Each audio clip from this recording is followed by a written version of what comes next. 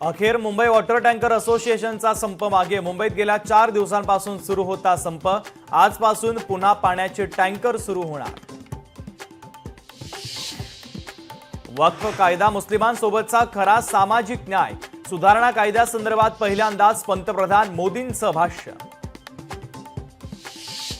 निधी वाटपावरून अमित शहांकडे एकनाथ शिंदेंची तक्रार. सूत्रांची माहिती तर अजित पवार नाराज असल्याच्या चर्चा. चैत्यभूमीवर शिंदे अजित पवार एकमेकांशी बोलले नाही. राजकीय वर्तुळात चर्चांना उधाण. रायगड जिल्ह्यामध्ये ठाकरेंच्या शिवसेनेला मोठा धक्का. रोहा तालुका प्रमुख समीर शेडगे राष्ट्रवादीमध्ये तर तब्बल 8 वर्षांनंतर शेडगे यांची घर वापसी. वाल्मिक कराडच्या एन्काउंटरची मला ऑफर. निलंबित पोलीस अधिकारी रणजित कासलेचा दावा. तर सोशल मीडियावर कासलेंचा व्हिडिओ व्हायरल. बॉलिवूड अभिनेता सलमान खानला पुन्हा धमकी. सलमान खानला घरात घुसून मारण्याची धमकी. तर गाडी बॉम्बनं उडवण्याची देखील धमकी.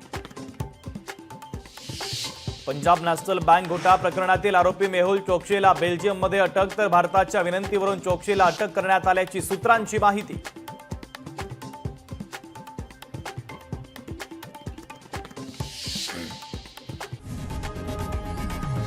लोकशाही मराठी ऐका, पहा, जागरूक रहा.